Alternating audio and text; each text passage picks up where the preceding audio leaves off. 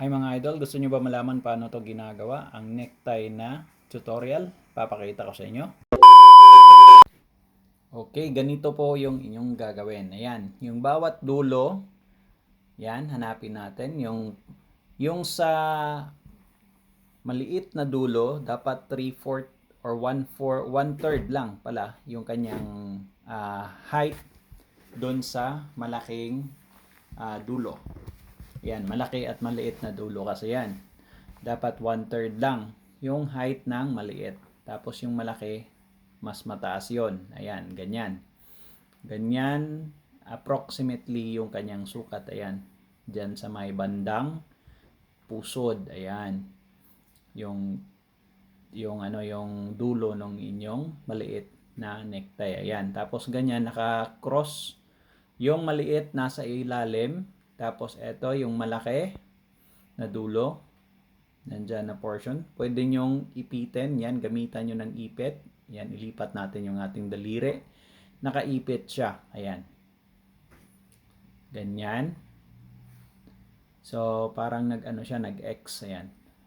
Gaya, ang tekniko nito, ito, iniipit ko yung dalawa, ayan, para hindi masyadong mahirap hawakan. Ayan, iniipit ko doon sa cross section niya. Tapos yan, hilahin nyo yung malaking dulo. Ayan, i-loop nyo galing sa taas pababa. Ayan, pababa. Okay. Tapos make sure yan, tama yung pagkakahila. Ayan. Ganyan na ganyan yung loop. Ayan, papakita natin. Tapos on the next sa pangalawa, ayan, i-loop natin siya dyan sa may bandang braso or sa may bandang kamay natin. Ayan. So, hinawakan natin siya on the other side na. Nilipat natin sa kanan na kamay. Tapos yan, yung dulo, ayan, pataas naman yung loop niya. Ayan, papuntang itaas. Ayan. Tapos yung dulo na yan yung ipapasok nyo doon sa nagawang packet. Gawa nung yung loop na ginawa natin kanina galing sa kamay. Yan. Papasok nyo dyan. Ayan. Dahan-dahan papasok. Nakaipit pa rin yung ating kamay. Yan, Ayan. Tapos hila pababa. Ayan. Presto. Okay. Nakaloop na yung ating necktie. Ayan.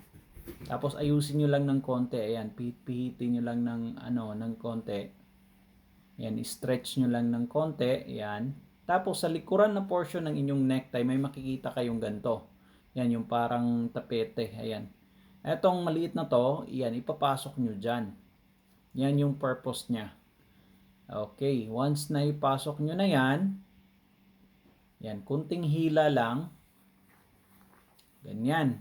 Tapos, yan, aayusin nyo yung kwelyo doon sa may kwelyo ng ng inyong polo. Ayan, dyan din na banda. Stretch nyo lang. Tapos, hawakan nyo yung nabuo na loop doon sa gitna. Tapos yung dulo na maliit, yan, hilahin nyo ng konti kung kailangan nyo i-adjust. Baka medyo maluwag pa. Ayan. So, tapos na po yung ating necktie. Ayan, ating necktie tutorial. Sana may natutunan kayo dito mga idol.